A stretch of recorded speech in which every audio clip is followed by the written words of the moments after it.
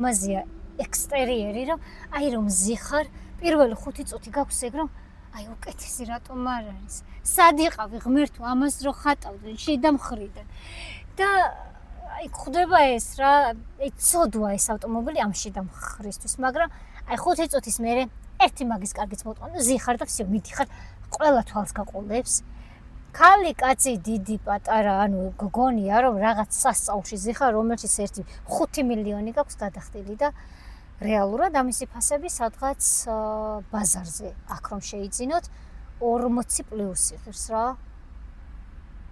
ცუდი ფასი არ არის, მაგრამ 3 ცილინდრისთვის ცოტა ბევრია, იმიტომ რომ მარტო ვიზუალიც არ არის ავტომობილი რა.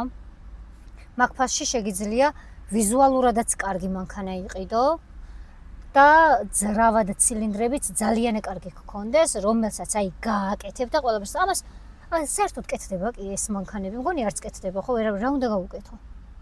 ვერაფერს 3 ცილინდრზე აი სტეიჯებს ვერ მიაყრი და სპორტულ ფილტრებს ვერ ჩაყრი და შემშობს ვერ შეცული და აი რა უნდა გააკეთო? ვერაფერი, ანუ ყავს და მორჩა.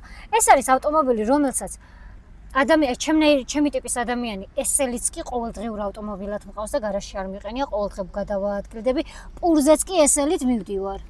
და ჩემნაირი ტიპის ადამიანისთვის ეს ცხენები, ეს ძრავა, ეს აჩქარება და ეს ყველაფერი პრობლემა